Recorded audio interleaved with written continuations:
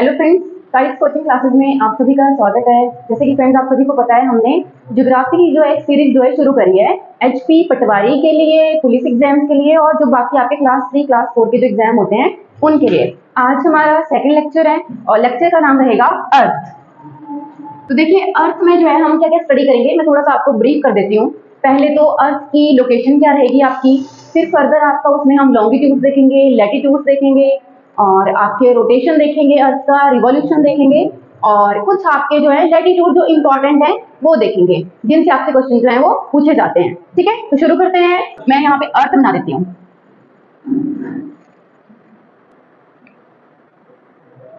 ये रहेगा आपका इक्वेटर, जिसको भूमध्य रेखा भी कहा जाता है, विषुवत रेखा भी कहा जाता है। ठीक है, और इसे 0 डिग्री लैटिट्यूड, वैसे मैं थोड़ी देर में ही आपको ये बता दूंगी, फिलहाल के आप इतना लिख लीजिए। ठीक है, इसके अलावा देखिए आपके ये लॉन्गिट्यूड होते हैं। ठीक है, तो ये रहेगा आपका साउदर्न पोल और ये रहेगा आपका नॉर्दर्न पोल। ठीक है, ये अपर वाला जो पोर्शन है ये क्या रहेगा आपका, इसको बोलते हैं नॉर्दर्न हेमिस्फीयर और ये जो नीचे वाला है इसका साउदर्न हेमिस्फीयर इसे आपका कहा जाता है। ठीक है, तो देखिए जो पिछला लेक्चर हमने देखा था उसमें मैंने आपको सोलर सिस्टम बताया था, गैलेक्सीज के बारे में हमने पढ़ा था और प्लैनेट्स के बारे में पढ़ा था। अर्थ जो है आपका 4th नंबर पे आता है, जो कि आपके क्या है, इनर प्लैनेट्स हैं। ठीक है, इनर प्लैनेट्स आपके कैसे होते हैं, सॉलिड होते हैं, उनकी जो डेंसिटी रहती है वो आपकी ज्यादा रहती है। अब देखिए फर्दर आपका अर्थ का ना एक पर्टिकुलर शेप है, उसके रिगार्डिंग में आपके क्वेश्चन जो हैं वो बनते हैं। कौन कौन से शेप हैं आप लिख लीजिएगा। ठीक है, जियोइड, एलिप्टिकल और तीसरा आपका ओब्लेट, स्फेरिकल। ठीक है, आप स्फेयर नहीं बोल सकते कि पूरा का पूरा वो अर्थ जो है आपका एक स्फेयर है। क्यों? क्योंकि देखिए जो अर्थ है आपकी वो इक्वेटर पे कैसी है, बाहर निकली हुई है, मतलब बल्जिंग आउट बोलते हैं आपका। और जो आपके पोल्स हैं वो कैसे रहेंगे, आपके फ्लैट रहेंगे। ठीक है, यहाँ थोड़ा मेरा वो बन गया था, मैं आपको यहाँ पे बना के दिखा देती हूँ। ठीक है, कैसा रहेगा, फ्लैट रहेगा। क्या बोला मैंने, जो आपका पोल्स हैं वो फ्लैट रहेंगे और जो आपका इक्वेटर है यानी कि जो बीच से आपका सबसे बड़ा भूमध्य रेखा जिसे हम कहते हैं 0 डिग्री लैटिट्यूड जो है आपका, ठीक है, वहां से आपका बल्जिंग आउट है। और ये हमें कैसे पता चला, तो एक्चुअल में ना एक डाटा है। डाटा क्या है, आपने ना मैथ में डायामीटर और रेडियस पढ़े होंगे। ठीक है, तो देखिए हमारे पास अकॉर्डिंग टू साइंटिस्ट जो डाटा है, ठीक है, अगर आप अर्थ का रेडियस लेते हो इस तरफ से और इस तरफ से, ठीक है, तो आप लिख लीजिए, मैं लिखवा देती हूँ। जो इक्वेटर पे है 12,755 किलोमीटर, ठीक है, और जो आपका पोल्स की तरफ को है 12,712 किलोमीटर। ठीक है, समझ में आ रहा है क्या बोला मैंने, रेडियस इक्वेटर पे ये 12,755 और ऊपर कितना है आपका 12,712। अब देखिए है तो माइन्यूट से डिफरेंस है, फर्स्ट 3 डिजिट जो है आपके वो तो सिमिलर ही है, लेकिन जो लास्ट वाले हैं उनमें थोड़ा सा डिफरेंस है, ये 55 है वो 12 है। ठीक है, कुछ किलोमीटर का आपका डिफरेंस रहेगा, कहाँ पे, इक्वेटर और पोल्स का। समझ में आ गया। अब इसके पीछे रीजन क्या है, तो वो रहेगा आपका गुरुत्वाकर्षण बल। ठीक है, ग्रेविटेशनल फोर्स। ठीक है, सभी को पता है आपको कि जो अर्थ है उसकी ग्रेविटेशनल फोर्स होती है। तो देखिए ग्रेविटेशनल फोर्स की वजह से एक्चुअल में इक्वेटर पे जो ग्रेविटेशनल फोर्स होती है वो आपकी क्या रहती है, कम रहती है, 0 रहती है, और जो आपका पोल्स है, ठीक है, वहां पे ज्यादा रहती है। तो उसी की वजह से जो पोल्स हैं आपके वो दबे हुए हैं और जो आपका इक्वेटर पे जो अर्थ का साइज है वो क्या है, आपका बल्जिंग आउट, बाहर निकला हुआ है। सिमिलर कॉन्सेप्ट आपका एटमॉस्फेयर के लिए भी यूज होता है। ठीक है, एटमॉस्फेयर के लिए बोलने का मतलब है कि अगर आप एटमॉस्फेयर को देखोगे, ठीक है, तो आपका पोल्स पे जो चौड़ाई है एटमॉस्फेयर की वो कम रहेगी और यहाँ पे इक्वेटर पे क्या रहेगी, आपकी ज्यादा रहेगी। ठीक है, चलिए ओके। अब देखिए हमने 2 चीजें देखनी है इंपॉर्टेंट, लैटिट्यूड और लॉन्गिट्यूड, दोनों में क्या डिफरेंस है। सबसे पहले बात, जैसे मैंने आपको बताया था कि जो अर्थ है वो आपके सन के सराउंडिंग क्या करती है, रोटेशन भी करती है अपने एक्सिस पे और रिवॉल्यूशन भी करती है। मतलब सन के सराउंडिंग तो क्या कर रही है, आपका रिवॉल्यूशन कर रही है, लेकिन अपने सराउंडिंग में अपने एक्सिस पे क्या कर रही है, रोटेशन कर रही है।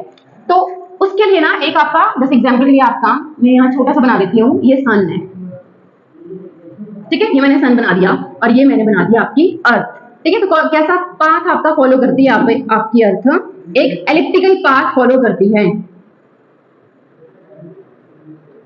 अब देखिए आपको कैसे फील हो रहा होगा कि यहाँ जो आपका डिस्टेंस है वो ज्यादा है और यहाँ जो आपका डिस्टेंस है वो कम है, ठीक है। मतलब जिस पाथ में आपकी जो अर्थ है सन के सराउंडिंग में घूम रही है वो एक जगह से ज्यादा डिस्टेंस ले रही है सन के सराउंडिंग में और एक जगह से आपका कम ले रही है, जब क्या कर रही है, रिवॉल्यूशन कर रही है। और इनका भी क्वेश्चन पूछते हैं, ठीक है। ये वाली सिचुएशन आपकी क्या कहलाती है, इसको बोलते हैं अपसौर, जो अधिकतम दूरी वाला जो आपका रहता है अपसौर, ठीक है। इसको इंग्लिश में क्या बोलते हैं, एपेहेलियन। और इसकी तारीख भी पूछी जाती है 4 जुलाई, ठीक है।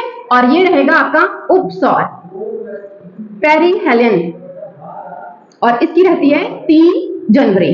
समटाइम्स इनका डिस्टेंस भी पूछ जाता है, ठीक है। जो ज्यादा वाला है वो है 15-20 आगे लाख किलोमीटर और यहाँ वाला जो है रहेगा आपका 14-17 लाख किलोमीटर, ठीक है। समझ में आ रहा है, ये जो डिस्टेंस है मैं इसकी बात कर रही हूँ, इसकी भी। और समटाइम्स आपका इसका एवरेज भी पूछते हैं तो आपका क्या आएगा 1482 लाख किलोमीटर। तो ये क्वेश्चन भी आपके पूछे जाते हैं, ठीक है।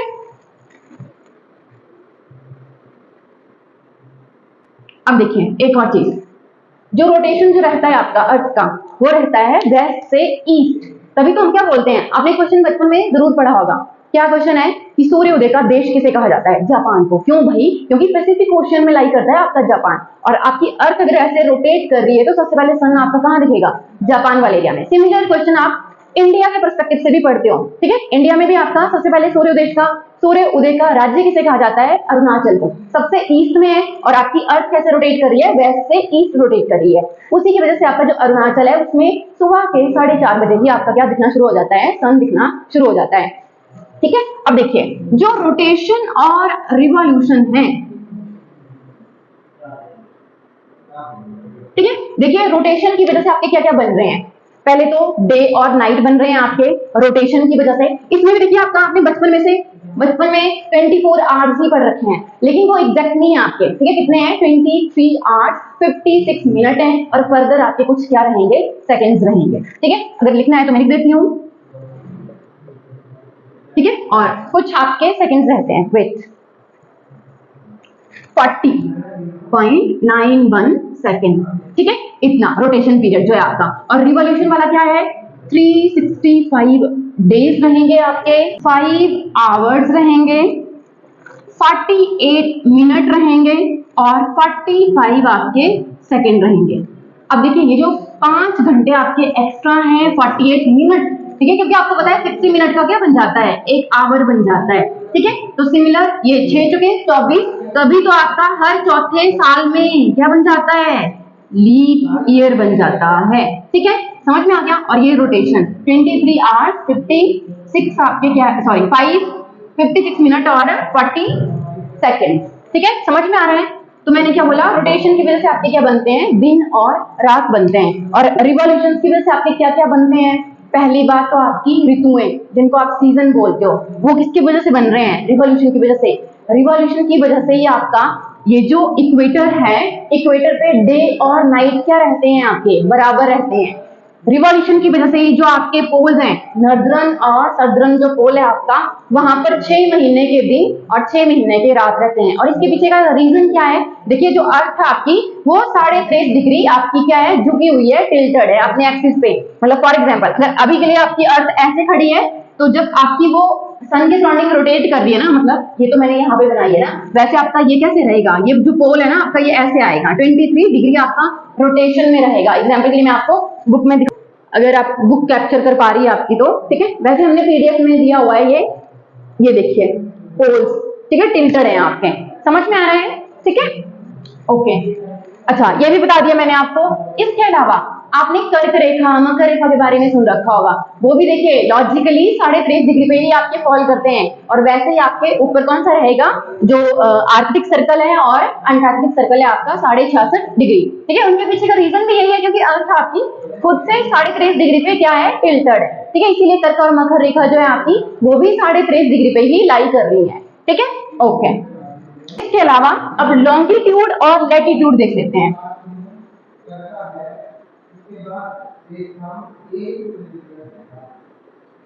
देखिए जो आपके लॉन्गिट्यूड होते हैं वो जाते हैं पोल्स से, ठीक है, नॉर्थ पोल से साउथ पोल्स, ठीक है, क्या बोला मैंने, नॉर्थ पोल से साउथ पोल्स की तरफ, इनको बोलते हैं लॉन्गिट्यूड। और जो आपके लैटिट्यूड रहते हैं वो जाते हैं आपके वेस्ट से ईस्ट, ठीक है, वेस्ट से ईस्ट। आपको मैंने ये जो बना के रखा हुआ है 0 डिग्री, ये सबसे बड़ा लैटिट्यूड है, ठीक है। अब देखिए फर्दर, ठीक है, ऐसे ये। अब आप यहाँ पे एक चीज नोटिस कर रहे होंगे, क्या हो रहा है कि इनकी जो लेंथ है वो क्या होती जा रही है, कम होती जा रही है, ठीक है, लैटिट्यूड की लेंथ कम होती जा रही है। हालांकि इनके बीच का जो डिस्टेंस है वो कम नहीं हो रहा है, ठीक है, बात कर रही हूँ ये वाले एरिया की, ये सबके बीच सिमिलर ही है।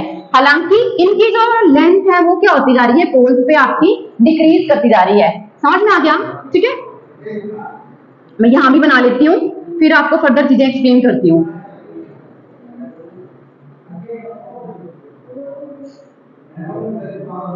ओके, ठीक है। अब देखिएगा एक चीज आपने और नोटिस करनी है। देखिए जैसे आपका मैंने ये जो बना के दिया है, ठीक है, सिमिलर आपका पोल्स की तरफ को भी है।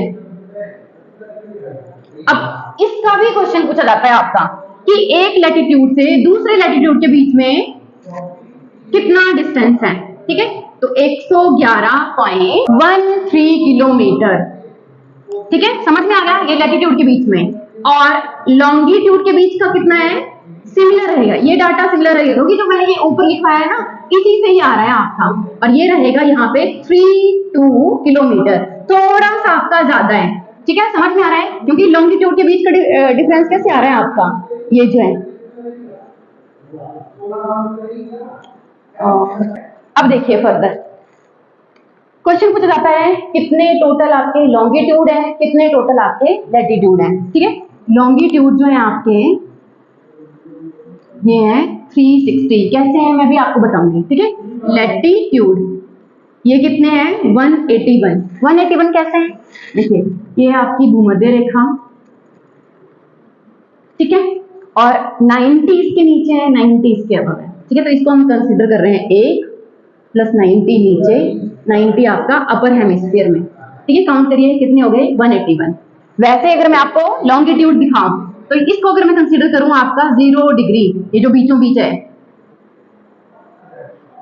ठीक है, 0 डिग्री, तो मैंने लिख दिया 1।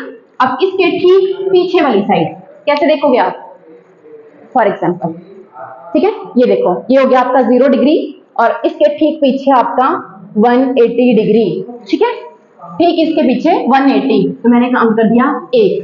अब आप काउंट करो 0 से कैसे चलोगे आप, 1 2 3 179, किस तरफ को, आप इस तरफ को ले सकते हो, ईस्ट की तरफ को, ठीक है, वो मैंने लिख दिए। और 180 आपका पीछे ये वाला कौन सा है, 180 वाला, ये वाला कौन सा है, 0 डिग्री वाला, ओके। सिमिलर आप इस तरफ से चलोगे और पीछे को, ठीक है, प्लस 179, ठीक है। अब काउंट करो 179 179 प्लस 1 और टोटल आपके कितने हो रहे हैं, ये 360, ठीक है। आशा करती हूँ समझ आया होगा कैसे बनाया मैंने, ठीक है। अगर नहीं समझ में आया होगा तो आप ऐसे करिएगा कि वीडियो को फिर से देख लीजिएगा, ठीक है, ये वाला जो कंसेप्ट मैंने आपको बताया। अब फर्दर आपका क्या क्वेश्चन आते हैं, ये जो मैंने आपको 0 डिग्री बताया और पीछे इसके क्या बताया 180, क्योंकि देखो जब भी आप ग्लोब पे तो आपको ऐसे ही मिलेगा, अगर ग्लोब आप लेते हो वो तो आपको ऐसे ही मिलेगा, लेकिन मैप ज्यादातर बच्चे यूज करते हैं घर में, क्योंकि ग्लोब महंगा रहता है तो मैप यूज करते हैं ज्यादा बच्चे। तो मैप आपको कैसे मिलता है, मैप आपको मिलता है ऐसे, ठीक है। फॉर एग्जाम्पल मैं आपको दिखाती हूँ, जैसे ये मैंने अर्थ बनाई थी, ये 0 डिग्री लॉन्गिट्यूड और ये आपका 180 डिग्री लॉन्गिट्यूड, और मैप आपको कैसे मिलता है ऐसे। मैप पे आपको हमेशा ही 0 डिग्री यहाँ पे मिलेगा बीच में, और ये जो 180 है 180 ये सिमिलर लाइन होती है, मतलब कि यहाँ पे जो आपको लाइन मिलती है रेड कलर में, ठीक है, वो 180 वाली होती है, और यहाँ पे भी, और ये जो बीच वाली है आपकी 0 डिग्री, और ये कहाँ से आपकी क्रॉस करती है, लंदन से। ये क्वेश्चन भी आपका पूछा जाता है। इसके अलावा आपके 2 क्वेश्चन और बनते हैं, कौन कौन से, 0 डिग्री का बनता है इंटरनेशनल टाइम लाइन, ठीक है, क्या लिखा है मैंने, अंतरराष्ट्रीय तिथि रेखा, सॉरी टाइम लिख रही हूं, समय रेखा, ठीक है, टाइम लाइन किसके लिए, 0 के लिए, और 180 के लिए इंटरनेशनल डेट लाइन, ठीक है, ये आएगी आपकी अंतरराष्ट्रीय तिथि रेखा, ठीक है। अब ये कैसे है वो देखते हैं आपका फर्दर, इतना कर लेना।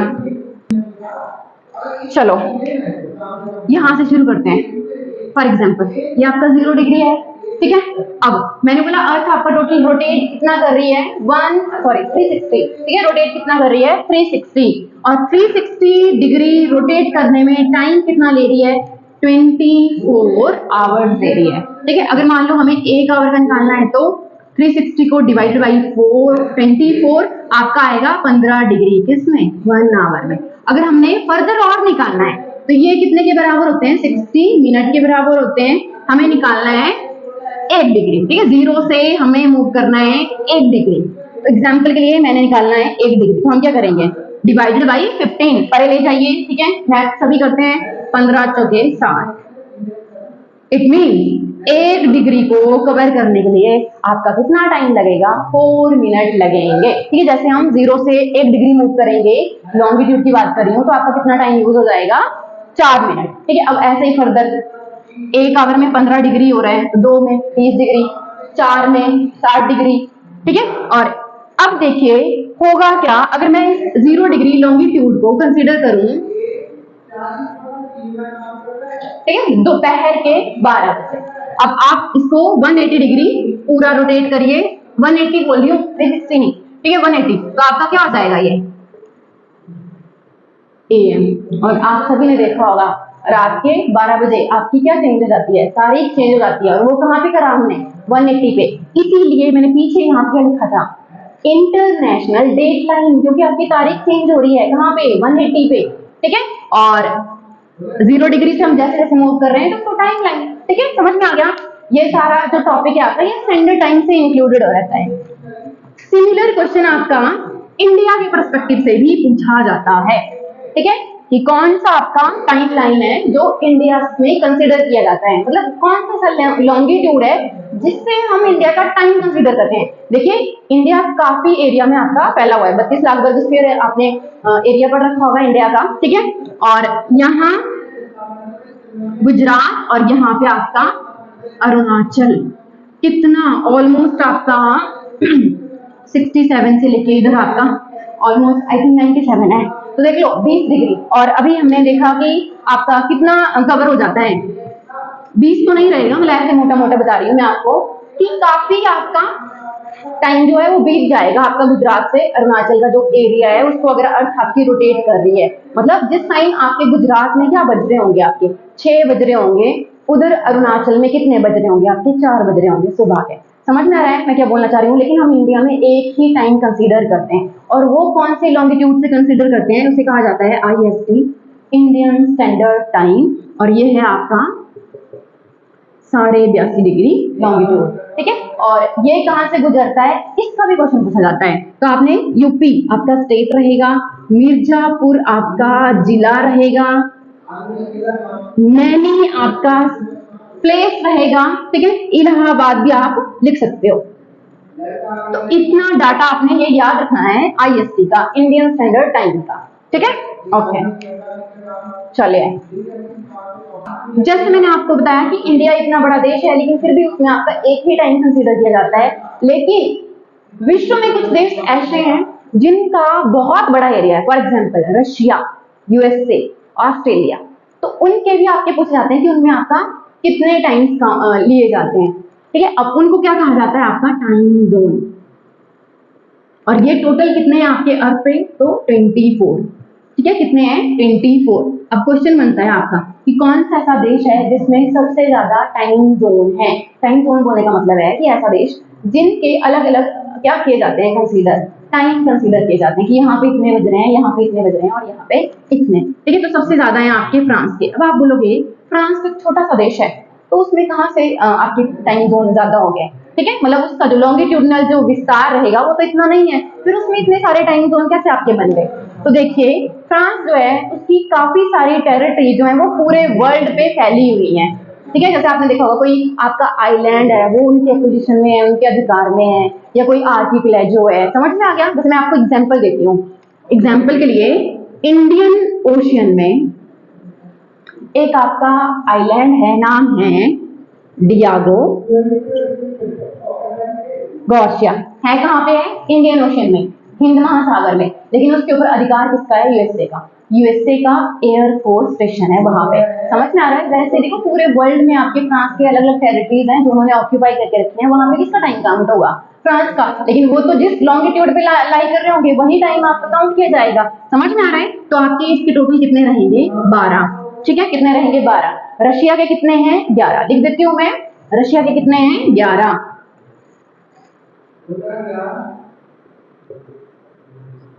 यूएसए के कितने हैं? 9।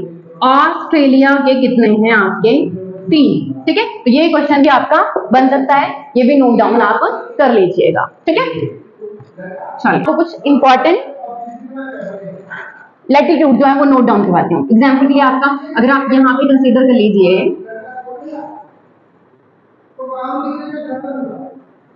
23.5 डिग्री। ठीक है, तो ये आपकी क्या रहेगी? कर्क रेखा।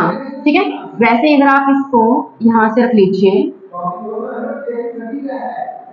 66.5 डिग्री, और यहाँ आप ना दोनों में नॉट लगाना है। ठीक है, ये क्या रहेगा आपका? आर्कटिक रेखा या सर्कल, इंग्लिश में सर्कल कहा जाता है, क्योंकि यहाँ ऊपर आपका पोल पे कैसा एरिया है? आर्कटिक, जो बर्फ से ढका रहता है। ठीक है, अब फर्दर देखो आपका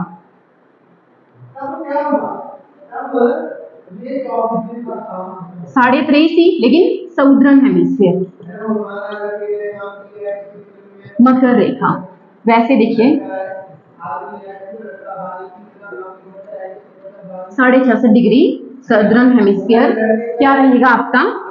अंटार्कटिक, अंटार्कटिक रेखा या सर्कल। तो ये आपके कुछ अक्षांश हैं जो इंपॉर्टेंट है। अब इसमें भी देखो मैं आपको कुछ फर्दर इंपॉर्टेंट चीज बता देती हूँ। देखिए जो आपका इक्वेटर के पास, यहाँ मैं लिख देती हूँ, मतलब इक्वेटर से कर्क रेखा के बीच वाला जो एरिया है उसे कहा जाता है आपका ट्रॉपिकल जोन, उष्ण कटिबंधीय। ठीक है, इसे कहा जाता है आपका 23.5 से 66 के बीच में टेम्परेट जोन।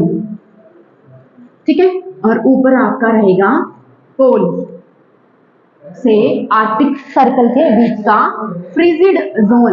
बर्फ पड़ी रहती है ना आपकी, ठीक है, क्या पड़ी रहती है? बर्फ पड़ी रहती है, तो फ्रीजिड जोन। सिमिलरली आपके नीचे आपके ये बनेंगे। ठीक है, यहाँ पे ट्रॉपिकल, टेम्परेट और नीचे आपका फ्रीजिड। अब फर्दर इनके और क्या क्वेश्चन होती है? इसको टॉरिड जोन भी बोलते हैं। Torrid, TORRID, torrid zone. याद रखिएगा, ये क्वेश्चन भी आपको पूछा जाता है। ठीक है, टॉरिड और वो फ्रीजिड, टेम्परेट। ठीक है, उष्ण कटिबंधीय, शीतोष्ण कटिबंधीय, और ये आपका फ्रीजिड। मुझे इसका हिंदी में नाम लिखना पड़ेगा, शीत कटिबंध। ठीक है, कैसा है? शीत कटिबंध। ओके, तो ये है। अब दो टॉपिक आपके जो है वो और रहते हैं इसी चैप्टर से। क्या है? एक है आपका सोलेस्टिस और एक है आपका इक्विनोक्स।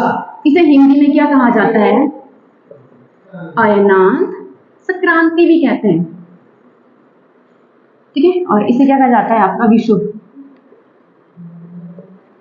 अब ये जो सोलेस्टिस है और ये जो इक्विनोक्स है क्या है? ये दोनों चीजें देखिए, जो सोलेस्टिस होता है ना आपका, पूरे वर्ष में आपकी ऐसी तिथियां रहती हैं जिनमें दिन और रात की लंबाई में बहुत ज्यादा ह्यूज डिफरेंस रहता है, अत्यधिक आपका अंतर रहता है। कौन सी तारीखें आपकी? ये इसमें नॉर्दर्न हेमिस्फीयर में आता है आपका 21 जून और सदर्न हेमिस्फीयर में आता है आपका 22 दिसंबर। क्या लिखवा रही हूँ मैं आपको? ये अयनांत लिखवा रही हूँ। इसको मैं रेज कर देती हूँ यहाँ से, दोनों क्या लिखवा रही हूँ? अयनांत। अब ये कैसे?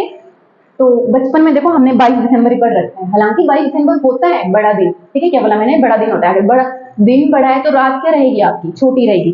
सिमिलरली आपका यहाँ पे ये बड़ा दिन है और रात क्या रहेगी? छोटी। लेकिन डिफरेंस इतना है कि ये आपका सदर्न हेमिस्फीयर में है और वो आपका नॉर्दर्न हेमिस्फीयर में है। ठीक है, और एक और चीज इंटरेस्टिंग क्या है कि 21 जून को जो आपका सन होता है वो परपेंडिकुलरली फॉल करता है कहाँ पे? आपका कर्क रेखा पर। ठीक है, कहां पर? कर्क रेखा पर। और यहाँ पे आपका मकर रेखा पर। कहां पे? मकर रेखा पर। ठीक है, अर्थ आपके टिल्टेड है और यहाँ पे कर्क रेखा में वो परपेंडिकुलरली लंबवत, हिंदी में क्या बोलेंगे, लंबवत फॉल करती है, मतलब जो रेज है किसकी, सन की। ठीक है, तो यहाँ पे 21 जून में आपका दिन बढ़ा रहेगा। ठीक है, आपने नोटिस भी किया होगा इंडिया में जब समर सीजन होता है तो सुबह आपका 5 बजे के तकरीबन जो है वो क्या हो जाता है, सूर्य उदय हो जाता है और रात को 8 बजे जाके आपका सन अस्त होता है, सूर्य अस्त होता है। ठीक है, तो वैसे ही आपका, तो ये दोनों कैसे हैं आपके, ये आयनांक हैं, ये तारीखें आपने याद रखनी है। ठीक है, समझ में आ गया। अब आ रहा है आपका अगला विषुव, इक्विनोक्स। देखो ये जो शुरू के जो आपके शब्द है ना, इन्हीं से पता चल रहा है कोई बराबर की बात हो रही है। तो इक्विनोक्स आपकी ऐसी तारीखें होती हैं जिनमें दिन और रात आपके क्या रहेंगे, बराबर रहेंगे। ठीक है, तो कौन सी तारीखें हैं, एक है आपकी 21 मार्च और 23 सितंबर। 21 मार्च 23 सितंबर, क्या बोला मैंने, दिन और रात आपके क्या रहेंगे, बराबर रहेंगे। और इसमें जो आपका सन है अगर बराबर है, और मैंने आपको क्या बताया था कि बराबर आपके दिन और रात कहाँ होते हैं, इक्वेटर पे होते हैं। तो इट मींस सन की जो लाइट पड़ेगी वो परपेंडिकुलरली कहाँ फॉल करेंगी, आपकी भूमध्य रेखा पर। ठीक है, कहाँ फॉल करेंगी, भूमध्य रेखा पर, आपका इक्वेटर पे। अब देखिए कुछ बच्चे होते हैं वो तारीखें याद रखने में कंफ्यूज होते हैं। तारीख आप कैसे याद रखोगे, वहां पे देखिए 21 22, तो जून पहले आता है, दिसंबर बाद में, 21 भी पहले आता है, 22 बाद में आता है। ठीक है, 21 जून 22 दिसंबर। यहाँ पे देखिए 21 मार्च, और मार्च मंथ आपका पहले आता है, यहाँ पे सितंबर बाद में है, 23 सितंबर। या कोई आपका रिश्तेदार होगा तो उसके जन्मदिन से याद रख लेना जो आपका। ठीक है, समझ में आ गया है, उस वे में कर लेना याद। ठीक है, तो 21 और 23, वहां पे 21 और 22 क्या है आपके, दिसंबर का मंथ है। ठीक है, वहां ऊपर आपका जून का। तो यहाँ पे आपका ये खत्म हो रहा है चैप्टर। जो भी मुझे इंपॉर्टेंट लगा वो मैंने आपको पढ़ा दिया। ठीक है, और आशा करती हूँ वीडियो आपको अच्छा लगेगा। Thank you.